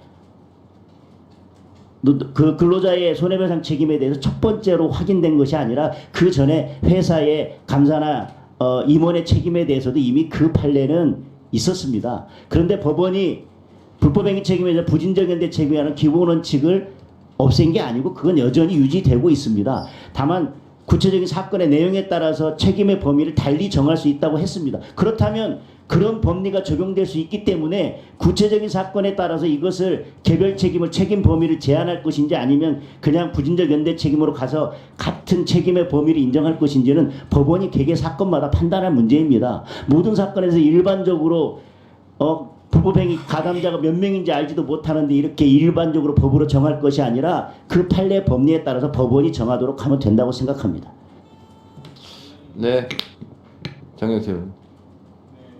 이 여당 측 의원님들의 반대 토론 잘 들었습니다.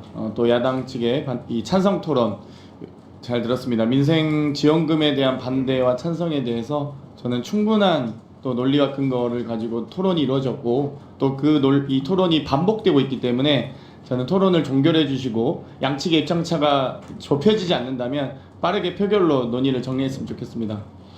이 토론 종결을 요청드립니다. 네, 알겠습니다. 아까 유상범 간사께서도 2명 이상 토론은 좀 보장해달라라고 저희 요청했고 그래서 그 조건은 충족됐고 지난번에도 토론을 했고 같은 내용이 좀 반복되고 있어요. 그래서 잠깐 들으세요. 지금 표결 처리해도 되나?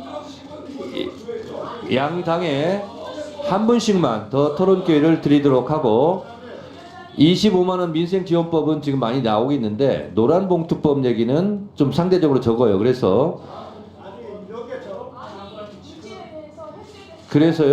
한 분씩 드리도록 하겠습니다. 노란봉투법에 대해서 주로 토론해 주시고요. 서영기 의원님 토론해 주세요.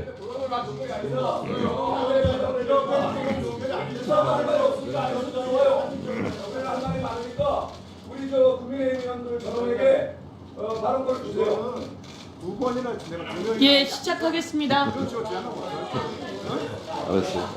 지금 두 번째 네. 하고 있잖아. 지난번에 했잖아. 자, 토론하세요. 알겠어요. 네. 자, 서영기 의원님 토론해 주세요. 예, 여러분 포운이라고 하는 회사가 있었습니다. 포운은 포스코가 원청 회사입니다. 그런데 포스코 원청 회사가 있고 그리고 포운 중간 회사가 있었습니다. 협상을 했고 합의가 이루어졌습니다. 그런데 중간 회사가 그것을 지키지 않았습니다. 그래서 이 포운 노동자들이 400일이 넘게 천막 농성을 했습니다. 노동을 하고 벌어먹고 살아야 하는데 400일이 넘게 농성을 했습니다. 원청은 포스코인데 원청하고 이야기를 하면 해결이 될 것 같은데 원청하고 얘기를 할 수가 없었습니다. 그래서 노동자들이 도와주러 내려갔다가 노동자 한 분이 경찰에게 얻어맞는 일도 생겼습니다. 노동운동을 하다가 감옥에도 갔습니다. 그럴 때 제가 광양에 있는 포운 노동자들의 농성장소에 갔습니다. 들어보니 포스코하고 충분히 협상이 가능했는데 이게 막혀 있는 거예요. 그래서 포스코랑 협상을 하기 연결을 했어요. 그런데 포스코가 충분히 들어줄 수 있는 내용이었습니다. 그래서 포운 노동자는 수백 일을 넘게 농성을 했고 천막에서 투쟁을 했고 또 다른 노동자는 지원왔다가 감옥까지 가고 경찰 공복에 맞아서 피 흘리는 엄청난 소모적인 일이 있었지만 포스코가 이 얘기를 듣고 이게 합의되고 정리됐습니다. 그날로 포운 노동자들은 자기들의 일상으로 일터로 돌아가게 됐어요. 너무나 많은 하청 업체와 하청 노동자들은 원회사와 협상을 하면 충분히 해결될 수 있는 것을 위에 눈치 보느라 중간 단계에서 해결이 되지 못하는 거예요. 대한민국의 하청 노동자는 대한민국 국민이 아닙니까? 대한민국의 노조법에 의해서 충분히 합법적으로 할 수 있고 원청과 협상할 수 있게 해주세요 라고 하는 겁니다. 누가 누구를 잡고 흔드는 게 아닙니다. 노동자들을 위한 법입니다. 하청 노동자들을 위해서도 우리 법은 존재해야 합니다. 이것은 아주 간단한 겁니다. 그런데 이 노동 운동을 하다가 노조 활동을 하다가 갑자기 회사가 엄청나게 소송을 걸어오면 이 노동자들이 소송을 당하다가 떠나게 됩니다. 쌍용 자동차 관련해서도 그랬습니다.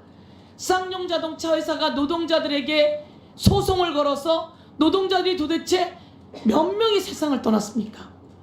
우리는 당시에 경찰이 과잉 진압했다고 경찰들이 사과까지 했습니다.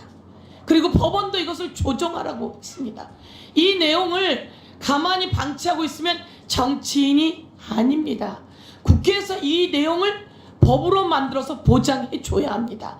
과한 노동을 쟁의를 보장하라는 게 아닙니다. 과한 불법을 보장하라는 게 아닙니다. 최소한의 보장을 위한 것입니다. 그런데도 불구하고 국민의힘에서는 이것을 거부합니다. 그리고 이것이 국회에서 통과되었음에도 불구하고 여러분 총선에서 왜 더불어민주당과 야권에게 많은 의석수가 왔죠? 그것은 이런 것 통과시키라고 온 겁니다. 국민의힘은 왜 108석밖에 안 갔죠? 국민의힘이 거부하지 말고 따르라는 국민의 명령입니다. 그런데 소수의 의견도 충분히 이야기할 수 있어요. 그렇지만 국민을 위한 노조법 2조 3조 노란봉투법 합법적인 노동운동법입니다. 이것을 통과시켜야 된다고 저는 강력히 주장하고 도대체 무슨 근거로 법사위에서 여기에 때로 몰려서 안 된다고 이야기하는 거죠. 때로 몰려서 어떻게 반대를 하죠? 국민 여러분 잘 기억해 주십시오. 국민의힘 당이 이 부분에 대해서 부정하는 것을 잘 기억해 주시고요. 제가 이 얘기하겠습니다. 국민들은 이야기합니다. 코로나 때보다 더 어려워요.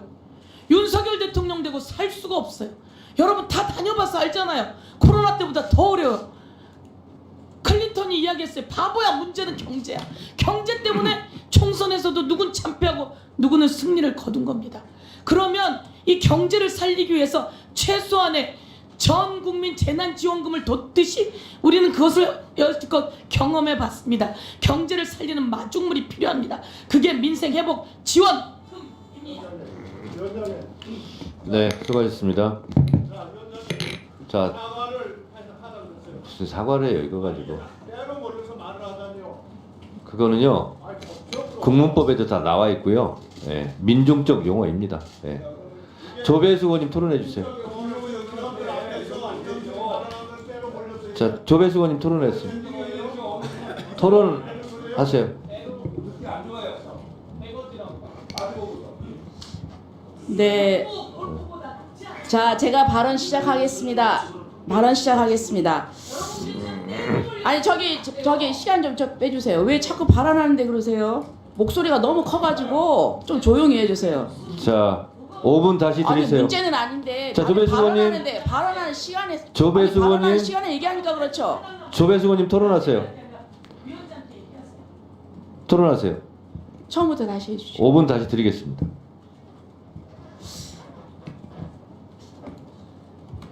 지난번에도 얘기했지만 정말 22대 국회가 전 최악의 국회로 기록될 것 같습니다.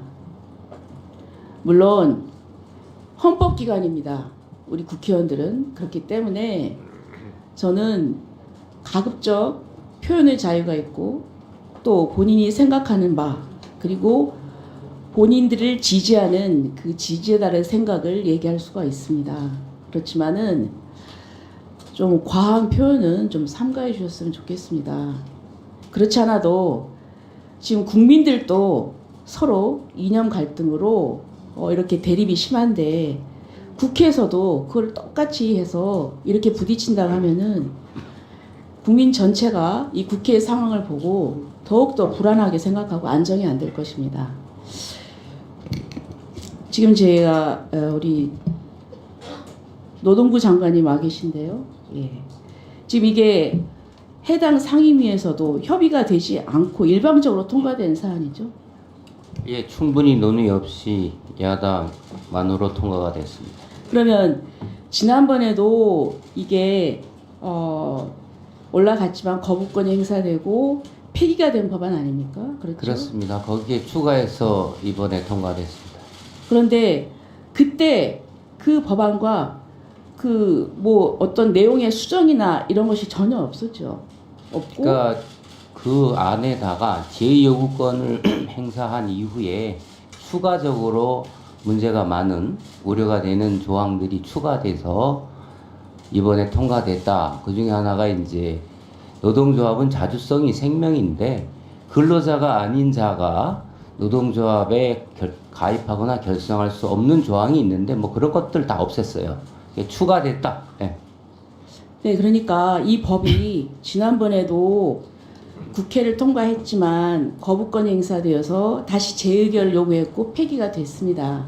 그럼에도 불구하고 그러면 이 법을 통과시키기 위해서는 뭔가 합의하려는 노력이 있어야 되는데 그런 것 없이 더욱더 강화돼서 그러니까 이거를 일방 통행을 예상을 하고 또 대통령 거부권을 예상을 하고 그리고 다시 제2 요구를 하면 다시 또 부결이 되고 주호영 국회 부의장님 그 얘기를 했습니다.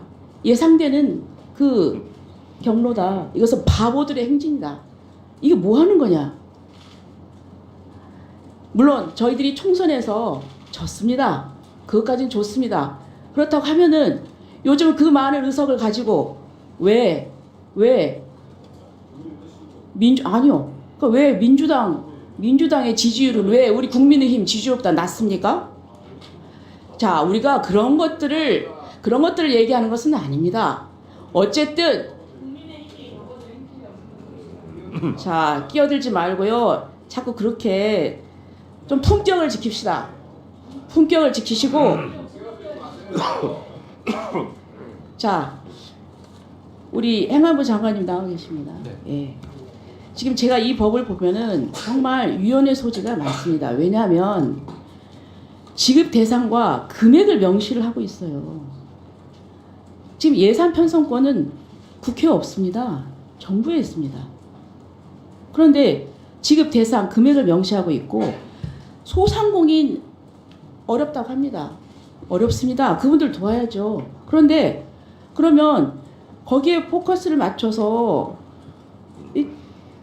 일률적인 지원보다는 그 취약계층과 소상공인에 대해서 맞춤형 지원이 필요하지 이렇게 다 뭐 전 국민 25만 원 하는 게 그게 정책적인 효과가 있겠나 이 말이죠. 그거 아닙니까? 네, 그렇습니다. 네. 그리고 저는 아까 우리 존경하는 모 의원님께서 소상공인들한테 참 매출을 올리는 게 굉장히 중요하다 그 얘기를 했어요. 그럼 매출을 올리는 게 뭐냐? 민간의 영역도 있는 것입니다. 경제의 흐름도 있어요. 그럼 왜 매출이 안 오르느냐? 사람이 물건을 안 사요. 왜 안 사느냐? 소비가 위축되는 거예요. 왜냐? 근원 물가가 올랐기 때문입니다. 근원 물가가 왜 올랐느냐? 전기요금 올랐어요. 그렇죠? 최저임금 올랐어요. 그 근원이 다 어디냐? 탈원전에서 온 겁니다. 그렇다면은 오늘날 이렇게 근원 물가가 올라서 경기가 어렵게 하고 매출이 오르지 못하게 하는 이유는 뭐냐? 그 이전에 문재인 정부에서 경제 정책을 잘못했기 때문입니다. 이상입니다. 의사 진행과 관련해서 위원장이 한 말씀 또 드리겠습니다. 의회 민주주의의 시작은 영국입니다. 영국 국회의사당을 팔러먼트 이렇게 부릅니다. 팔러먼트는 팔리아 플러스 먼트의 합성어입니다. 팔리아는 시끄럽게 떠든다는 뜻이고요. 먼트는 플레이스, 장소란 뜻입니다. 다시 말해서 영국 의회 팔러먼트의 원래의 뜻은 시끄럽게 떠드는 장소를 말합니다. 그러면 왜 시끄럽게 떠들려고 그랬냐? 그 이전에는 칼로 자신의 의사를 관철하려고 살생을 했습니다. 그래서 칼로 싸우지 말고 말로 싸워라. 그래서 그것이 영국 의회 민주주의의 시작이었다고 합니다. 그래서 영국 의회 여당과 야당의 간극이 국회의사당에 보면 3.9m라고 합니다. 그 3.9m는 양쪽이 칼을 뻗었을 때 칼끝이 닿지 않는 거리를 상징화해서 여야의 거리를 3.9m로 했다고 합니다. 우리가 오늘 이렇게 지난번에 이어서 토론을 했습니다. 그런데 평행 이론처럼 같은 주장이 반복되고 있습니다. 저는 그럴 수밖에 없다고 생각합니다. 그러면 어떤 결정을 할 때 철길처럼 만나지 않는 것으로 계속 가다 보면 이 국회는 식물국회, 비생산적인 국회가 될 수밖에 없기 때문에 헌법 49조는 국회 의사결정은 다수결로 하라라고 규정하고 있습니다. 이 헌법 49조 국회 의사결정 방법을 다수결로 정했기 때문에 우리는 총선에서 다수석을 확보하기 위해서 총력전을 펼칩니다. 그 결과 22대 총선은 야당의 압도적인 다수를 국민께서 몰아주셨습니다. 그렇다면 그 국민들이 희망하시는 대로, 국민이 명령하는 대로 야당은 그렇게 갈 수밖에 없습니다. 그것이 표를 준 국민에 대한 도리이라 생각을 합니다. 따라서 우리 야당에서 추진하고 있는 지금 25만 원 민생지원 특별법이나 노란봉투법은 이미 타상임위에서 의결을 거쳐서 법사위에 회부되었고, 법사위는 사실은 내용 토론보다는 체계 자구 심사에 대한 토론을 주로 해야 되는데 체계 자구에 대한 심사는 없고 내용 토론이 주로 이루어졌고, 그 내용 토론도 계속 반복되고 있기 때문에 장경태 위원님께서 토론을 종결하자는 동의를 하셨습니다. 해당 동의에 찬성하시는 위원님 계십니까? 네.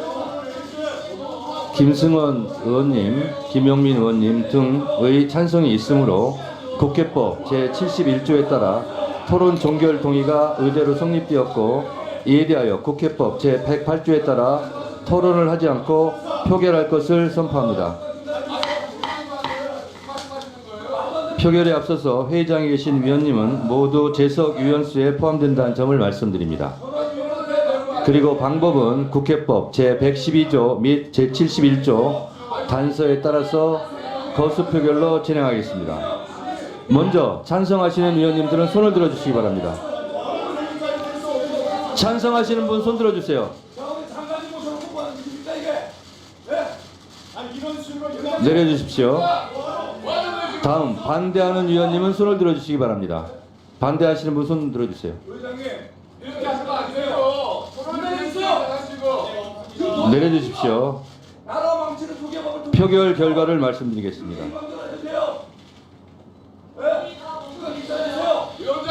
재석 의원 총 17인 중 찬성 10인, 반대 0, 기권 7인으로 가결됐음을 선포합니다.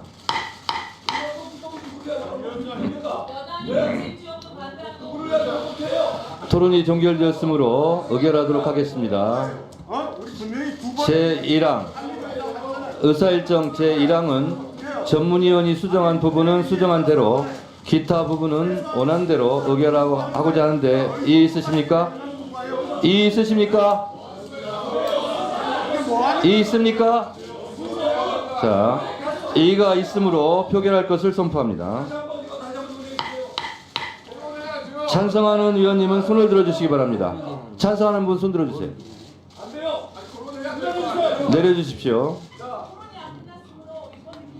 다음 반대하는 위원님은 손을 들어주시기 바랍니다. 없습니까? 반대하는 위원님은 손을 들어주시기 바랍니다. 안 계십니까? 표결 결과를 말씀드리겠습니다. 재석 의원 총 17인 중 찬성 10인, 반대 0인, 기권 7인으로 이 안건은 가결되었음을 선포합니다.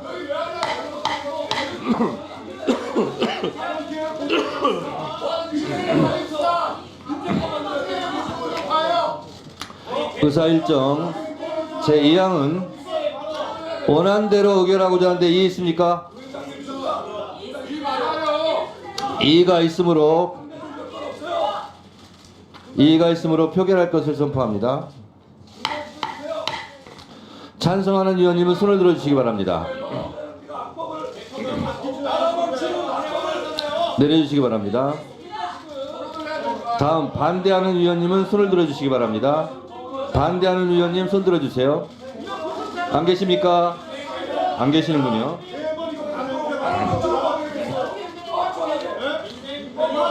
표결 결과를 말씀드리겠습니다. 재석 의원 총 17인 중 찬성 10인, 반대 0인, 기권 7인으로 이 안건은 가결되었음을 선포합니다.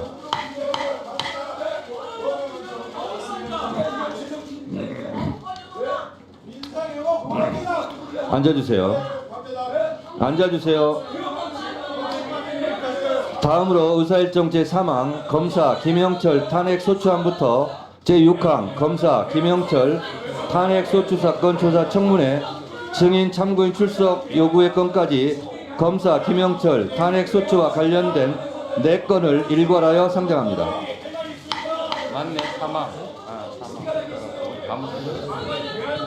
이상민 장관님, 이정식 장관님은 이석하셔도 좋겠습니다. 네, 수고하셨습니다.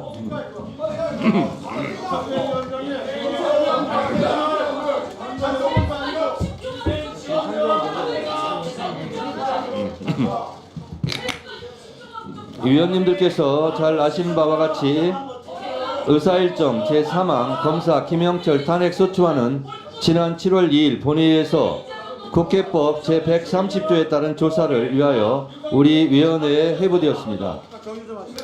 법사위는 국회법 제131조에 따라 회부된 탄핵소추안에 대하여 지체 없이 조사하여 본회의에 보고하여야 하며 조사에 관하여서는 국정감사 및 조사에 관한 법률에 따른 조사 방법에 관한 규정을 준용하도록 하고 있습니다. 제4항 조사계획서 채택입니다. 이에 8월 14일 오전 10시에 개회하는 조사 청문회를 포함한 검사 김영철 탄핵소추 사건 조사계획서를 채택하고자 합니다. 조사계획서 안의 자세한 내용은 배부해드린 요인물을 참고해 주시기 바랍니다. 그러면 의사일정 제4항 검사 김영철 탄핵소추안 사건조사계획서를 이와 같이 채택하고자 하는데 이의 있으십니까? 이의 있습니까? 이의 있습니까? 이의 있습니까? 없습니까? 자, 다시 묻겠습니다. 국민의힘 의원님들은 위원장석에서 이석해 주시기 바랍니다. 퇴거 명령합니다. 퇴거 명령합니다. 퇴거 명령합니다. 퇴거 명령합니다. 퇴거 명령합니다. 퇴거 명령합니다. 앉아있어요. 무슨 퇴거 명령이야? 네가 뭔데? 네가 뭔데? 응? 뭐 하는 거예요? 아니, 잘 그러시네. 야, 어떻게 그럼 전반기에 네가 뭐야? 아니 인성이 있어야지. 이러다 아니 혼자 아니 이럴 건 뭐하러 했다고요? 다시 묻겠습니다. 자, 양쪽 다 조용히 하세요. 다시 묻겠습니다. 의사일정 제4항 검사 김영철 탄핵소추 사건 조사 계획서를 이와 같이 채택하고자 하는데 이의 있으십니까? 이의 있습니까? 이의가 있으므로 표결할 것을 선포합니다. 찬성하는 위원님은 손을 들어주시기 바랍니다. 내려주십시오. 다음 반대하는 위원님은 손을 들어주시기 바랍니다. 없습니까? 네, 없네요. 내려주십시오.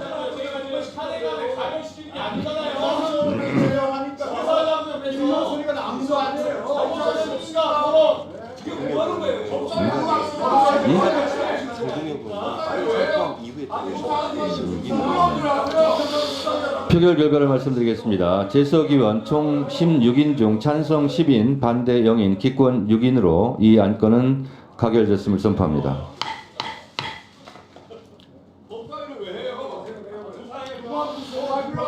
김영철 검사 탄핵 소추 사건 조사 계획서가 채택되었으므로 조사 목적만 제가 간단하게 읽어드리도록 하겠습니다.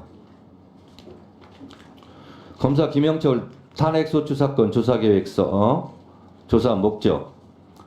소추 대상자 검사 김영철은 검사로서 국민의 인권을 보호하고 적법 절차를 준수하며 정치적 중립을 지키고 주어진 권한을 남용하여서는 아니 되나 피고인에게 불이익을 줄 목적으로 증인에게 수사상 지득한 기밀을 누설하고 모해 위증을 교사하였으며 현직 대통령이 연루된 사건을 부실하게 수사하여 무혐의 처분을 하고 공소 제기 전 피의 사실을 공표하는 등 헌법과 법률이 정한 검사로서의 권한을 불법적으로 행사하였다는 이유로 2024년 7월 2일 소추 대상자에 대한 탄핵 소추안이 장경태 의원 등 170인으로부터 발의되었고 같은 날 개의한 제115회 국회 임시회 제4차 본회의에서 해당 사건의 조사를 위한 탄핵 소추안의 법제사법위원회 회부 등의 동의 건이 의결되었음.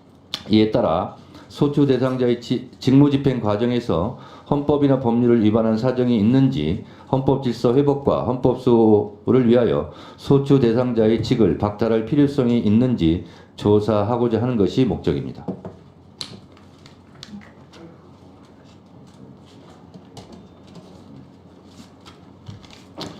조사 방법 중에서요. 증인, 참고인 등에 대한 신문은 청문회 방식으로 실시하고 청문회는 2024년 8월 14일 수요일 오전 10시에 개회합니다. 단 위원장이 간사와 협의하여 일정을 변경할 수는 있습니다.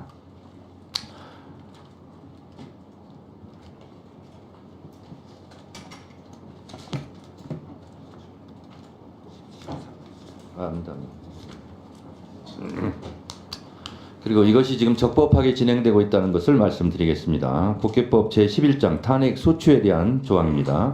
제130조 탄핵 소추 발의 1항 탄핵 소추가 발의되었을 때에는 의장은 발의된 후 처음 개의하는 본회의에 보고하고 본회의는 의결로 법제사법위원회에 회부하여 조사하게 할 수 있다. 제131조 회부된 탄핵 소추 사건의 조사 1항 법제사법위원회가 제130조 1항의 탄핵소추안을 회부받았을 때에는 지체 없이 조사 보고하여야 한다. 의무사항으로 규정되어 있습니다. 이 국회법 130조 131조에 따라서 그 조사를 법제사법위원회에서 하는 것이고 조사 방법은 청문회 방식을 채택한다라는 점을 말씀드립니다. 다음은 제5항 조사 관련 서류 제출 요구의 건입니다. 네? 일단 하고 나중에 토론을 하시죠.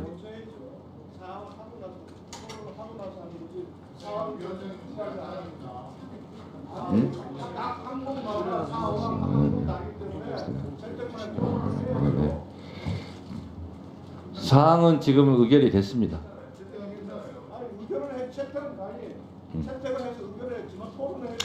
한 분씩 드리겠습니다. 자, 양쪽 한 명씩. 자, 네, 의사진행관 먼저 하시죠. 국회가 매끄럽게 진행되지 못하는 것에 대해서 여야 모두가 책임이 있다고 생각합니다. 지난번 우리 곽규택 의원께서 저에게 잘못 알고 항의를 해서 그것이 아니다 라고 했더니 저에게 오셔서 정중하게 사과를 했습니다. 저도 얘기를 하지 않았습니다. 그럴 수 있는 겁니다. 잘못 아시고. 그렇지만 오늘 법사위원장이 어떤 잘못이 있다 하더라도 네가 뭐야? 이것은 지나치다고 생각합니다. 그래서 곽규택 의원께서 공개 사과를 하시든지 또 그러한 발언을 취소해서 속기록에 삭제하는 것이 우리 법사위원회 권위를 위해서 또 국회 상호 존중을 위해서 필요하다고 생각하기 때문에 적절한 조치를 해주실 것을 위원장님께 말씀드립니다. 저는 그거 못 들었습니다. 네가 뭐야? 네, 알겠습니다. 토론하시죠. 한번 원래 토론 안 드려도 되는데 예? 네, 의사진행번 하세요 그러면.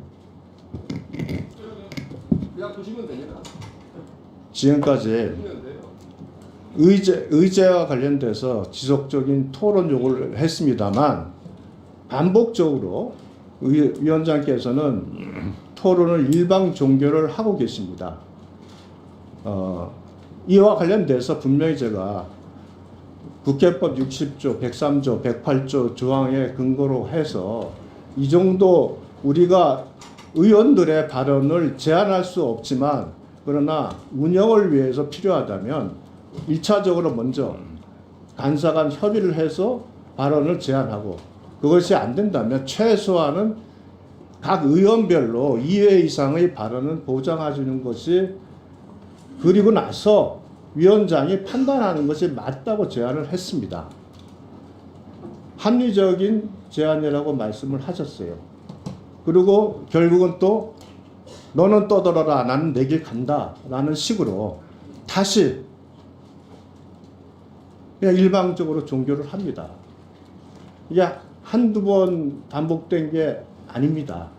이런 식으로 반복이 되면 우리 국민의힘 의원들이 위원장의 의사 진행에 대해서 당연히 항의할 수밖에 없어요.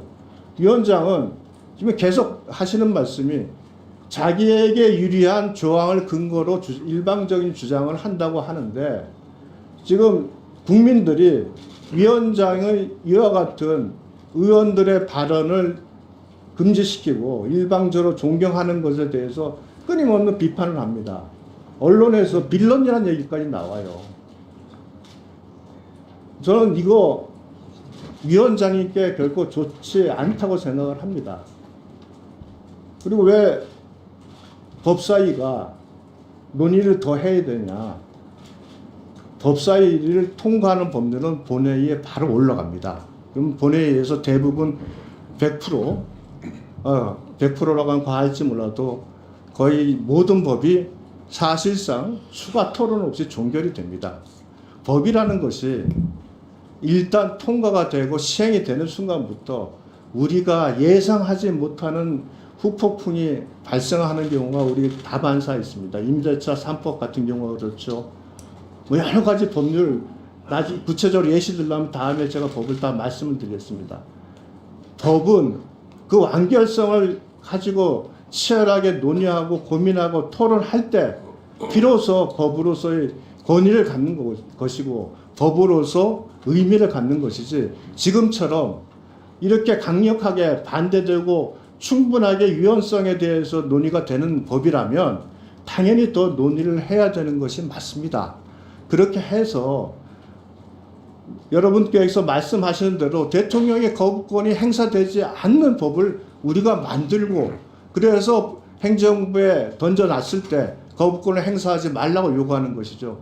이와 같이 그러한 절차 없이 일방적으로 민주당이 소위 다수결의 원칙이라는 이유만으로 충분한 수기 없이 법안을 만들어서 끌고 가시면 결국은 또다시 거부권이 나올 수밖에 없잖아요. 제2요구가 행사되고 이러므로서 끊임없이 정쟁이 반복되는 장을 우리가 만들어내고 있는데 그 장의 제일 선두에 서 있는 게 법사위예요. 법사위에서 이런 모습을 국민들에게 보이니까 결국 정치 혐오가 나오고 그 국회의원으로서 어디 가서 국가를 위해서 우리가 노력한다는 말을 감히 할 수 없는 이런 자격지심까지 우리가 느끼게 만들어주고 있지 않습니까? 일방적인 의사 진행이 갖고 있는 그 폐해가 한두 개가 아닙니다. 이거 계속 반복돼서는 안 된다는 걸 다시 한번 반복하게 말씀드립니다. 네, 의사진행 발언에 대해서 또 답변을 드리도록 하겠습니다. 세상 이치가 작용에는 반작용이 있습니다. 현재 대한민국의 정부를 책임지고 있는 것은 윤석열 국민의힘 집권 여당입니다. 저한테 빌런 얘기 하시는데요. 그와 반대로 많은 국민들은 빌런을 윤석열 대통령이라고 생각하는 사람도 많습니다. 윤석열 대통령께서 총선 이후에 국민의힘 의원님들께 뭐라고 말씀하셨습니까? 여야 합의된 거 법만 통과시키고 거부권 행사하지 않고 여야 합의가 되지 않은 것은 다 거부권 행사하겠다라는 취지로 말씀하지 않았습니까? 그게 반헌법적 발언 아닙니까? 그러면 윤석열 검찰 독재 정권, 윤석열 대통령은 그렇게 말해도 되고 그렇게 행해도 되고 국회에서 국회법을 준수하며 통과시키는 법은 통과시키지 말라면 차라리 국회를 해산하세요. 그래서 이거는 다 역지사지 해보면 아는 거고요. 조중동은 민주당의 입법 폭주를 얘기합니다. 그럴 수 있습니다. 왜 윤석열 정권의 행정 폭주, 거부권 폭주는 지적하지 않습니까? 그러고도 대한민국 언론이라고 할 수 있습니까? 주의 주장은 자유롭게 할 수 있습니다. 대한민국 민주국가이기 때문에. 그러나 주의 주장만 하면 타결되는 거 있습니까? 해결되는 거 있습니까? 의결되는 거 있습니까? 그래서 헌법에서 무한정 주장과 무한정 토론만 하지 말고 의사결정은 국회에서 의사결정은 다수결로 해라 라고 헌법이 지금 보장하고 있어요. 그래서 다수결로 표결하는 겁니다. 자, 그래서 저에게 정청래 법사위원장에게 항의를 하는 거 좋습니다만 국민의힘 여러분들께서는 윤석열 대통령의 거부권 폭주에 대해서도 한번 생각해 보시기 바랍니다. 자, 김승원 간사, 의사진행 발언하세요. 위원장님 의사진행 발언인데 송석준 의원님 좀 경고를 다시 한번 주시기 바라고요. 곽택 의원님의 지나친 발언에 대해서도 다시 한번 경고 주시기를 요청드립니다. 21대 때 후반기 국민의힘 위원장님이 법사위에 계셨을 때 아예 현안 질의를 못하게 만들었습니다. 토론 자체가 이루어질 수 없는 그런 분위기와 환경을 만들었습니다. 그리고 겨우 한번 현안 질의할 수 있게 한 것은 우리 법안을 볼모로 해서 그 법안을 통과시키겠다는 법안을 볼모로 해서 민주당 의원들의 입을 막은 그런 사례가 정말 비일비재했습니다.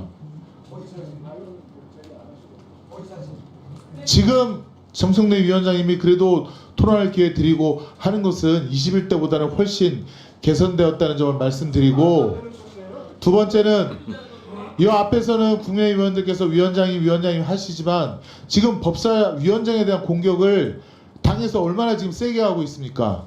윤리 제소를 했죠. 뭐 정청래 위원장님 방지법, 뭐 그런 법안을 갖다 이름을 붙여서 모욕 주는 것이 누굽니까? 지금 국민의힘 의원들 아닙니까?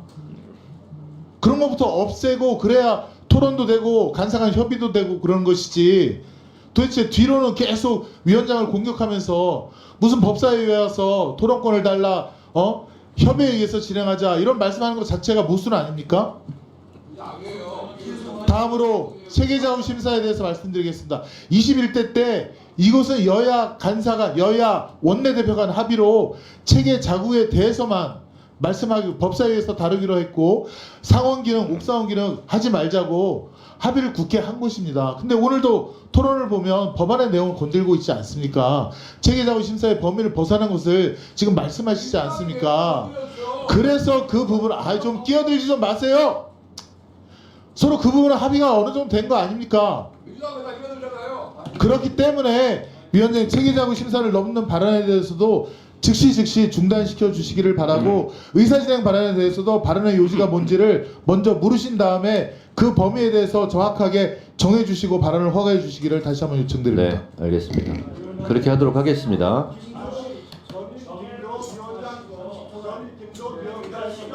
자, 지금 유상범 간사께서 토론 시간을 달라고 했기 때문에 국민의힘 토론하세요. 한 분. 의사진행만 좀 이따 하세요. 토론하세요. 자, 이 건에 대해서 토론하세요. 아닙니다. 지금 토론을 하자고 했으니까 민주당, 국민의힘 한 분씩 토론 기회를 드리도록 하겠습니다. 유상범 간사님 토론하세요. 몇 분을 주는 3분 하십시오. 토론은 3분 주고 의사진행 5분 하세요 그러면.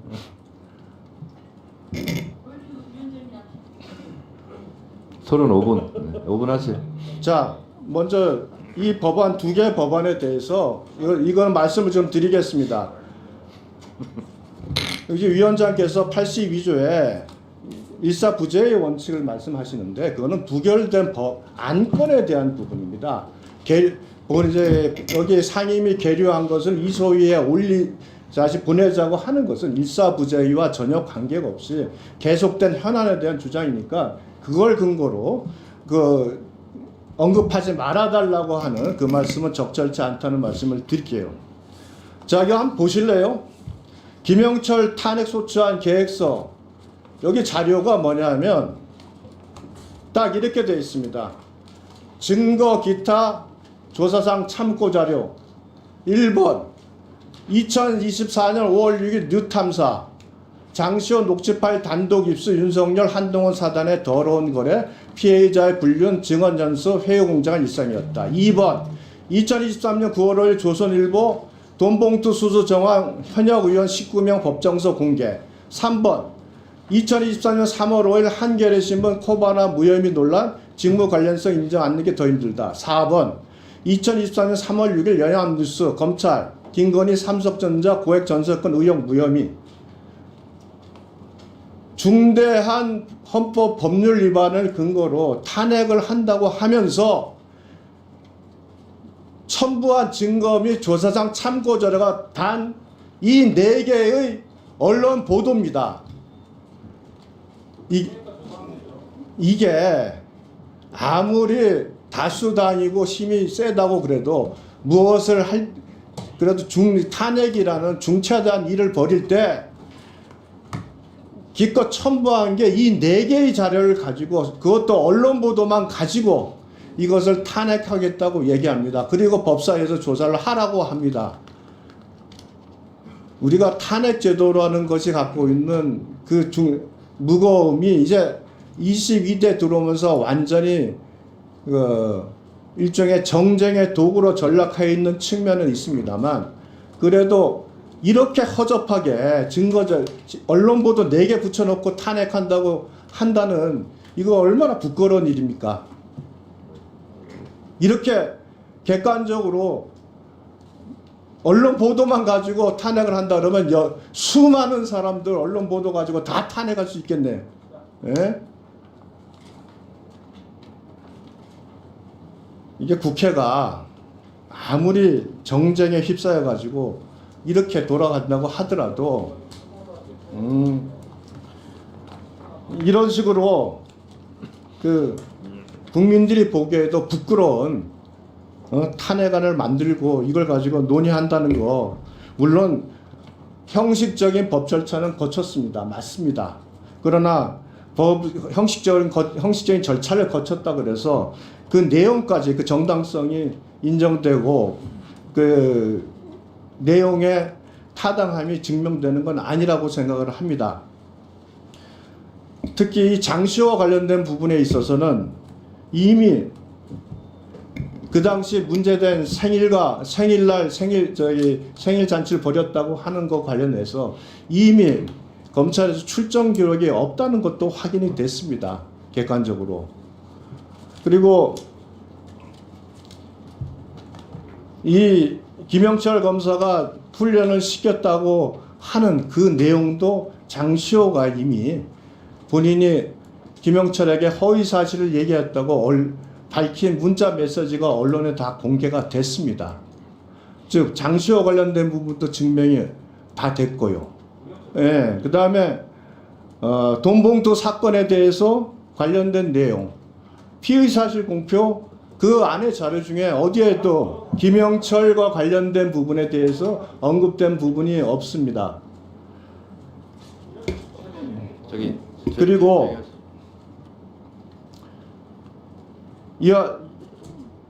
김영철 검사 조사해야죠. 어쩔 수 없이 탄핵 우리는 할 수밖에 없습니다만 객관적으로 이와 같은 일을 벌일 때 국회가 이제 좀 더 신중하고 좀 더 우리가 제도상 권력을 자제하는 노력이 필요하지 않겠나 싶습니다. 노무현 대통령이 말씀하신 제도 이상의 권력 행사 어찌 보면 그것이 지금 우리 국회에서 네, 수고하셨고요. 유상범 간사님 제도적 권력을 자제해야 된다라는 말씀은 저도 동의를 합니다. 그것은 검찰에서부터 좀 했으면 좋겠다 이런 생각이 좀 듭니다. 자, 민주당 토론 한번 하시죠. 토론 기회를 드리겠습니다. 안 합니까? 아니 지금 토론을 하고 나서 토론 한번 하세요. 김영민 의원 토론하세요. 그 좀 조용히들 하세요. 불필요한 얘기에서 자꾸 자극하지 마세요. 가족들이 좀 보고 있어요. 가족들도. 자, 얘기하세요. 네. 토론하세요. 안 나서려고 한 거지 할 말이 없지 않고 할 말이 많죠. 그 대한민국에서 검사가 신이 아니에요. 우리 여당 의원님들은 검사 탄핵에 지금 경기를 일으키시는데 이게 권력의 본질이 지금 검찰에 있다는 것을 스스로 자인하고 있는 것입니다. 그리고 여당 의원님들 아직 조사도 안 했는데 이미 탄핵 사유에 해당하지 않는다라는 결론을 내리신 것 같아요. 그래서 그런지 김영철 검사의 변호인 같은 얘기들을 하고 계십니다. 탄핵 제도는요, 징계 절차입니다. 징계. 일반 행정 공무원에 대한 징계 절차 중에서 검사는 그래도 조금 다르니까, 개별 사건을 다루니까 징계, 특히 파면은 조금 더 신중하게 하자라는 차원에서 국회에 탄핵 제도를 두고 있는 것이지 이게 대단한 게 아닙니다. 일반 행정공무원들 조금만 잘못해봐요. 금방 파면됩니다. 김영철 검사와 관련된 이런 혐의 사실들 있으면 당장 그 조직에서 감찰하고 난리가 났을 겁니다. 그리고 조금이라도 있으면 혹은 품위 유지만 손상시켜도 강력한 징계 받았을 겁니다. 검찰은 절대 처벌 안 하고 절대 징계 안 해요. 이런 의혹이 나왔으면 검찰에서 그러면 최소한 사실조사라도 해봤습니까? 감찰이라도 해봤습니까? 이게 문제가 있다는 거 한 번이라도 좀 반성하면서 국민들께 사과라도 해본 적 있습니까? 단 한 번도 없어요. 왜? 검찰은 자기들이 직접 수사하고 자기들이 직접 감찰하니까 누가 건드리지를 못하니까 이렇게 해왔던 것입니다. 그래서 헌법과 법률에서는 이 검찰을 견제하기 위해서 국회에 탄핵 제도를 두고 있는 것이에요. 사실상 공수처가 검사에 대한 견제 기능을 제대로 못하고 있는 이 상황에서 검찰권이 저렇게 폭주하고 있으면 그나마 국민의 대표인 국회가 나서서 징계를 해야죠. 이런 사안에 대해서 왜 우리가 침묵합니까? 동조하는 겁니까? 지난 문재인 정권 때 검찰 과거사위원회를 법무부에 뒀습니다. 수많은 검사들의 잘못된 행동들이 나왔어요. 일부는 수사로도 이어졌죠. 김학의 사건이나 여러 가지 사건들이 수사로 이어지기도 했습니다. 그나마 공소시효가 남은 것들은 허위 출구 금지가 아니라 지금 무죄 받고 있지 않습니까? 자, 이런 거 보십시오. 검사들이 잘못했어도 이미 공소시효가 다 지나서 처벌을 못하고 있어요. 그리고 징계시효도 다 지나서 징계도 못하고 있습니다. 이런 사안들에 대해서 국회가 나서서 징계해야죠. 왜 검사에 대해서는 징계도 못하고 수사도 못한다 그러고 왜 이렇게 검찰을 옹호합니까? 잘못한 검사가 있으면 여당이 먼저 나서서 이게 지금 제대로 된 검찰권 행사이냐 강력하게 규탄하고 먼저 탄핵하자고 나섰어야죠. 아니면 적어도 법무부에게 이런 사안에 대해서 조사해서 국회에 보고해라. 이런 절차를 거쳐야죠. 검사가 판단하는 게 오류가 없습니까? 검사가 자기 자신의 이익이나 어떤 자기 자신의 생각을 사건에 반영 안 합니까? 혹은 정치적 신념 반영 안 합니까? 다 합니다. 합니다. 우리 유상범 간사님 검사 시절 한 번도 안 했습니까? 네, 그 말 한번 나중에 되돌려 드리겠습니다. 우리 유상범 간사님이 검사 시절에 얼마나 정치 검찰이었는지를 한번 보여드릴게요. 그런 검사들이 정치질하고 있으니까 대한민국이 지금 검찰 독재 국가니 이 꼴이 됐고 여당 의원들은 검찰한테 겁을 먹어서 한마디도 못하고 검사 탄핵하자고 하니까 검사들 변호하고 있지 않습니까? 이게 지금 대한민국의 현실입니다. 이 현실을 타개하기 위해서는 적어도 검사 탄핵이라도 우리 법사에서 제대로 논의해야 됩니다. 검사 탄핵의 사유가 부족하다고요? 부족한지 아닌지는 한번 봅시다. 여기서 조사해보면 알 거 아닙니까? 조사해보고 우리 법무부나 검찰이나 관련 자료 우리가 충분히 확보하면 됩니다. 충분히 확보된 자료 가지고 검토해서 아, 이 부분은 아무리 봐도 탄핵 사유는 아닌 것 같다, 혹은 위법사항이 없는 것 같다, 오류가 있었다라고 하면 탄핵 사유에서 빼면 됩니다. 하지만 분명하게 잘못된 것이 있다, 이것은 탄핵을 해야 된다라고 하면 탄핵으로 갈 수 있습니다. 그 전 단계인 조사 단계인데 이것조차 거부하면 진짜 여당은 검사 변호인들 아닙니까? 지금 검사 로펌입니까? 안 그래도 지금 여의도에 여당이 없고 서초동에 여당이 있다, 검찰이 여당이다, 이렇게 다들 얘기하고 우스갯소리로 얘기하고 있는데, 오늘 지금 여당 의원님들이 그것을 입증하고 있는 그런 현장이다, 이렇게 생각합니다. 그래서 이 부분에 대해서 이런 토론은 무의미하고 조사 절차에 빨리 들어가는 게 맞다고 생각합니다. 이상입니다. 네. 본회의장에서 검사 탄핵안을 바로 가결한 것보다는 그래도 법사위에 회부하여 조사를 시키는 것은 저는 잘하는 거라고 생각합니다. 조사 결과 탄핵할 사유가 없다, 그러면 탄핵할 사유가 없다고 우리가 보고를 해서 탄핵 절차를 중단시키면 됩니다. 그런데 조사해 보니 이 검사는 탄핵시킬 충분한 사유가 차고도 넘친다, 탄핵해야 되겠다, 그러면 본회의에서 탄핵을 가결하면 됩니다. 그래서 중간에 조사조차 하지 말자는 것은 국민들이 납득하기는 좀 어려울 것 같다라는 생각이 듭니다. 자, 말씀드린 대로 국민의힘 민주당에게 토론을 한 번씩 보장을 했습니다. 다음은 제5항 조사 관련 서류 제출 요구의 건입니다. 탄핵 소추 사건 관련 서류 제출 요구는 국회법 제131조 국정감사 및 조사에 관한 법률 제10조에 따라 위원회의 의결이나 제적위원 3분의 1 이상의 요청으로 할 수 있습니다. 참고로 국정감사 및 조사에 관한 법률 제10조 감사 또는 조사의 방법을 여러분들께 안내해 드리도록 하겠습니다. 1항 위원회 제5조 1항에 따른 소위원회 또는 여기서는 조사반을 뜻합니다. 반은 감사 또는 조사를 위하여 그 의결로 감사 또는 조사와 관련된 보고 또는 서류 등의 제출을 관계인 또는 그 밖의 기관에 요구하고 증인, 감정인, 참고인의 출석을 요구하고 검증할 수 있다.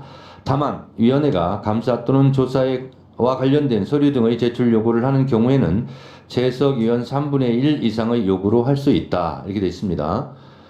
그래서 이 관련된 조항을 말씀드렸고, 의원님들께서 오늘까지 제출해 주신 요구를 포함하여 8월 1일까지 요구하는 서류에 대해서는 대상 기관으로 하여금 8월 9일까지 제출할 것을 국회법 제131조 및 국정감사 및 조사에 관한 법률 제10조에 따라 관련 기관에 요구하고자 하는데 이 있습니까?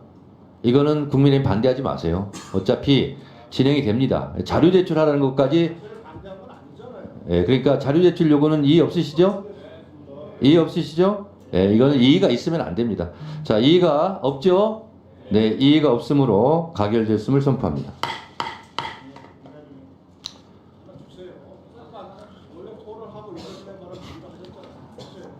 6항 좀 하고 할게요. 7항 하기 전에 하겠습니다. 다음은 제6항 검사 김영철 탄핵 소추 사건 조사 청문회 증인 참고인 출석 요구의 건입니다. 이 안건은 오늘 채택된 조사 계획서에 따라 2024년 8월 14일에 실시되는 청문회에 필요한 증인 등의 출석을 요구하기 위한 것입니다. 다만 출석을 요구할 증인 참고인에 대한 여야 간사 간 협의가 완료되지 아니한 사항입니다. 아직 간사 간 협의가 안 됐답니다. 양 간사님께서는 오전 회의 중 중식 시간을 이용해서 협의를 완료하여 주시기 바랍니다. 의사 일정 제6항은 간사 간 협의가 완료된 후 의결하도록 하겠습니다.